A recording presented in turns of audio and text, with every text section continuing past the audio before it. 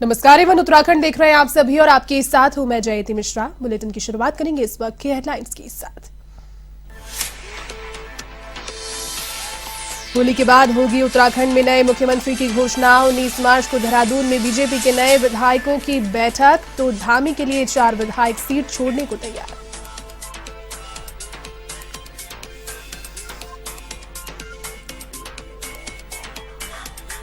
दिल्ली में कांग्रेस कार्य समिति की बैठक आज। 5 राज्यों में मिली करारी हार पर होगा मंथन। सोनिया गांधी करेंगी बैठक की अध्यक्षता।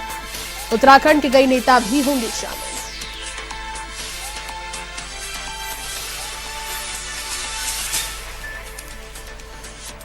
उत्तराखंड में कांग्रेस नेताओं ने की हार की समीक्षा। अध्यक्ष गणेश गोदियाल, पूर्व मुख्यमंत्री हरीश रावत सहित अन्य नेताओं ने दिया हार के कारणों पर मंथन।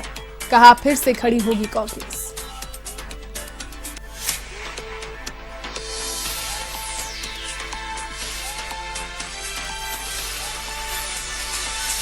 श्रीनगर की शक्ति नहर में शव मिलने से फैली सनसनी। एसडीआरएफ की टीम ने निकाला शव को बाहर। पुलिस कर रही है मामले की जांच।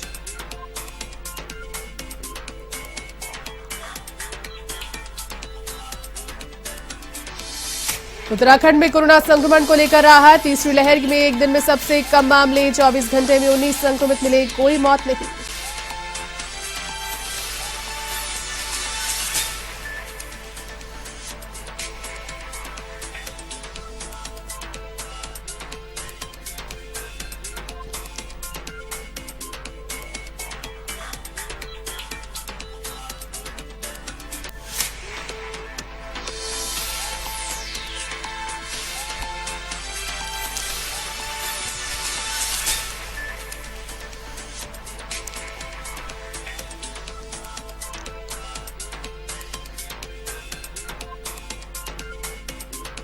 चलिए अब खबरें विस्तार से।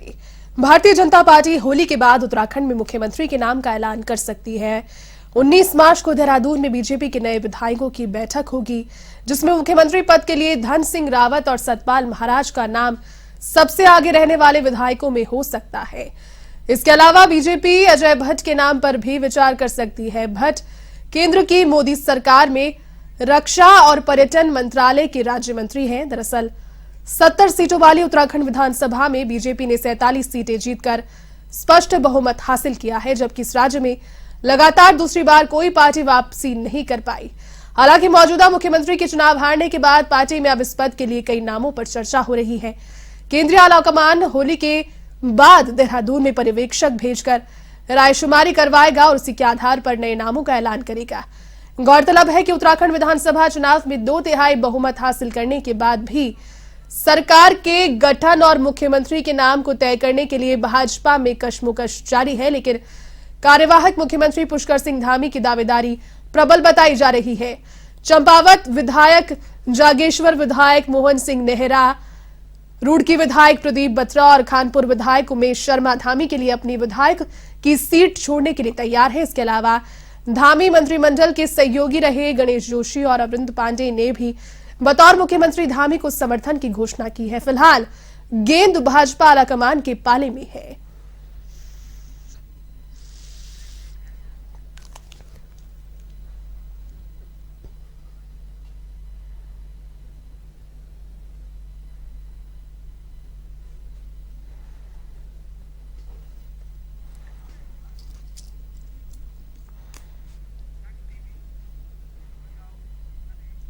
उत्तराखंड विधानसभा चुनाव का परिणाम घोषित होने के बाद जहां एक और भारतीय जनता पार्टी में खुशी की लहर है, तो कांग्रेस नेताओं में मायूसी नजर आ रही है। कांग्रेस पार्टी के तमाम बड़े नेताओं का कांग्रेस मुख्यालय में समीक्षा बैठकों को लेकर चर्चाओं का दौर शुरू हो गया है। बैठक में पूर्व मुख्यमंत्री हरीश रावत, कांग्रेस प्रदेश अध्यक्ष गणेश गोदियाल, राज्यसभा सांसद प्रदीप टमटा उपस्थित रहे। बैठक में हार के कारणों को लेकर प्रत्येक विधानसभावार चर्चा की गई। इसी बीच श्रीनगर विधानसभा से हार का सामना कर चुके गणेश गोदियाल काफी मायूस नजर आए और गणेश गोदियाल का मनोबल पूर्व मुख्यमंत्री हरीश रावत बढ़ाते नजर आए।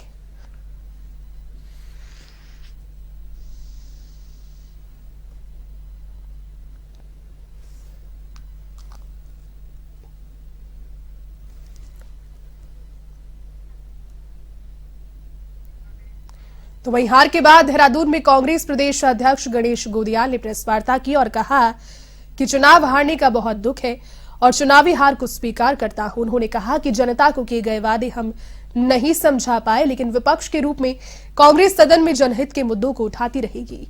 साथ ही उन्होंने कार्यकर्ताओं का आभार भी जाहिर किया। मुझे इस बात का खेद है, दुख है और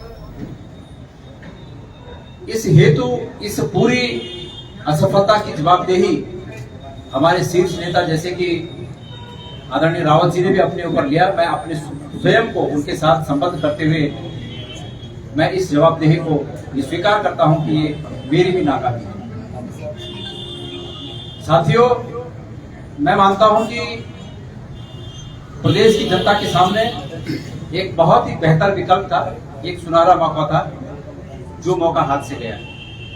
हम मन, कर्म और वचन से बहुत ही ईमानदारी से जो ये पोस्टर आज भी हमारे कांग्रेस के कार्यालय में लगे हैं, जो हमारे संकल्प थे, हम बहुत ही मजबूत इरादों से और ईमानदारी से इन संकल्पों को पूरा करने का ठान कर आगे की लड़ाई में लड़ने के लिए तैयार थे। हमने ये सपना देखा था कि हम उत्तराखंड के 4 लाख युवाओं को रोजगार देकर उनके आने वाली दिवाली को रोशन करेंगे। हमने ये सपना देखा था कि हम उन गरीब परिवारों को जो कि 200 रुपए किलो का तेल, खाद्य तेल नहीं खरीद पाते हैं, उनकी रसोई को रोशन करने के लिए हम 40,000 रुपए प्रति वर्ष उन गरीब परिवारों को आर्थिक रूप में मदद करेंगे। तो वहीं हार पर हुए मंथन को लेकर पूर्व मुख्यमंत्री हरीश रावत ने कहा कि जनता का जो फैसला है उसे स्वीकार करते हुए आगे वाली चुनौतियों को लेकर तैयारी की बात कही। साथ ही उन्होंने ये भी कहा कि हम बिल्कुल निराश नहीं हैं। हमने गणेश गोदियाल को समझाया है और कहा कि आप युवा हैं, आपके पास जोश है, आप आगे बढ़े और आगे भी आपके पास प्रबल संभावनाएं हैं। कि इस चुनाव में जो दिशा और दशा तय हो गई है 2024 को लेकर, हम जो 2024 की तैयारी कर रहे हैं, लोकतंत्र पार्टियों का सतत यही चुनाव की तैयारी करते रहे, हमारी भी तैयारियाँ चल रही। उनका प्रचार तंत्र ज़्यादा बड़ा है हमारा जरा इस मामले में हम थोड़े से सुस्त हैं। तमाम तरह की वैसे मैं आया था PCC में, वही समीक्षा ऐसे ही मैंने कार्यकर्ता हैं तो मैंने नोट किया।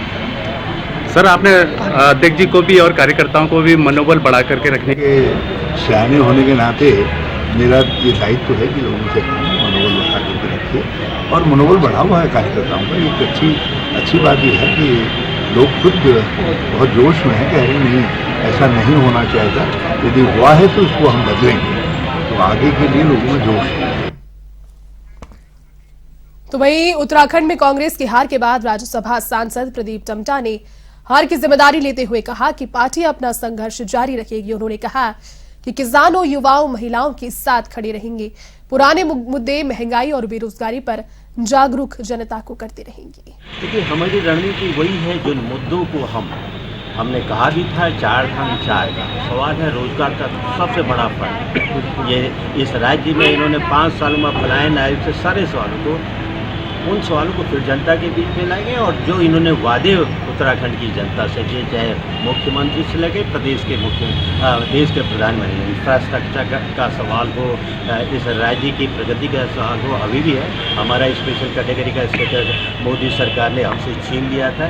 विकास की ज़रूरत हमको भी है, पैसे की ज़रूरत हमको भी है, केंद्र का इसमें किसी तरह का कोई सहयोग नहीं। इन सवालों को उठाएंगे। बड़ी पुरानी मांग है कि उत्तराखंड की सहित हिमालयी राज्यों की ग्रीन बोनस हमको मिलना चाहिए, उस पर मोदी सरकार खामोश है। तो जो अहम सवाल है, सबसे बड़ा सवाल यही है कि ये देश सबका है, ये गंगा जमुनी का संस्कृति का देश है, विभिन्न धर्मों विभिन्न जातियों का देश है। उसमें जो विभाजन की रेखा भारतीय और आनंद संघ परिवार करना चाहता 80% बीच की, इस छवि को हम दूर करें।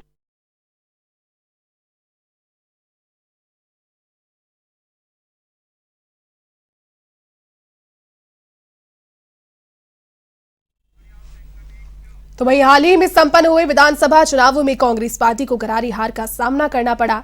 देश की सबसे पुरानी पार्टी धीरे धीरे अपनी जमीनी धार खो रही है और इसी पर मंथन के लिए कांग्रेस सदस्यीय दल के अध्यक्ष सोनिया गांधी आज एक अहम मीटिंग करेंगी। मीटिंग 10 जनपद पर बुलाई गई है, जिसमें पार्टी के संसदीय रणनीति समूह से जुड़े लोग शामिल होंगे।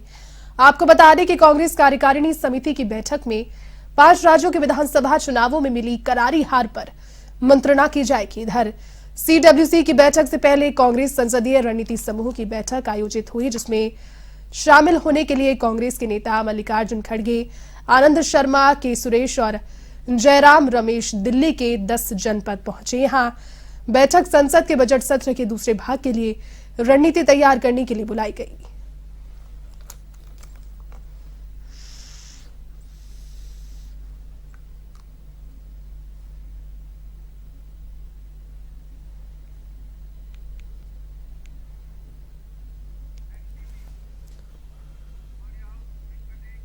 उत्तराखंड में कोरोना संक्रमण के मामले लगातार कम हो रहे हैं। 19 नए संक्रमित मिले, जबकि 28 संक्रमित रिकवर हो गए। 378 सक्रिय मरीजों का इलाज फिलहाल जारी है।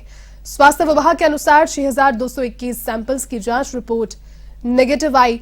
7 जिलों में 19 लोग कोविड पॉजिटिव पाए गए। देहरादून से 8, चमोली से 5, पौड़ी से 2, बागेश्वर, नैनीताल और उधम सिंह नगर, रुद्रप्रयाग जिले से 1-1 संक्रमित मिला है।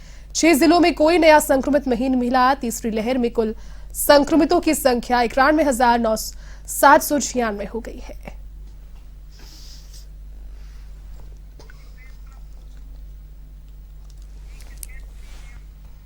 उत्तराखंड के रुद्रपुर विधानसभा क्षेत्र से चुनाव जीतने के बाद भाजपा विधायक शिव अरोरा मीडिया से रूबरू हुए।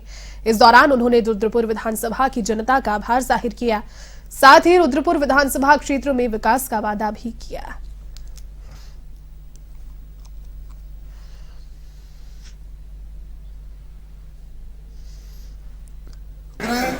कि रुद्रपुर की जनता ने जितने आरोप लगाए थे, जितने निराधार आरोप लगाए थे, उन सबको इतना प्रचंड बहुमत का उसका उत्तर दिया।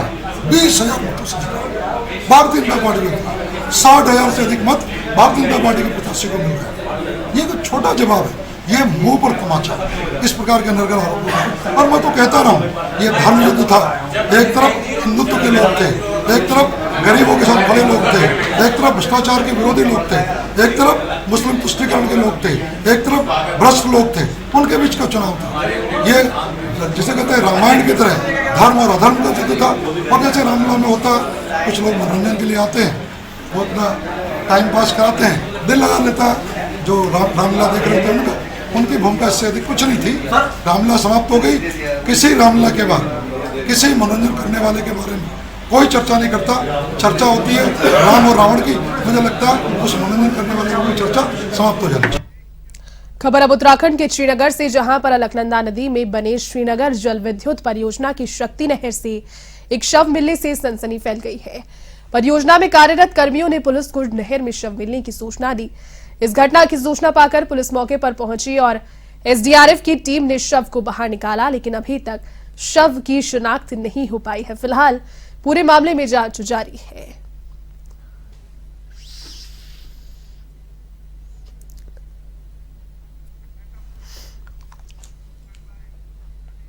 चलिए, इस बुलेटिन में फिलहाल के लिए बस इतना ही। देश और दुनिया की तमाम बड़ी खबरों को देखने के लिए आप देखते रहिए ABN TV। नमस्कार।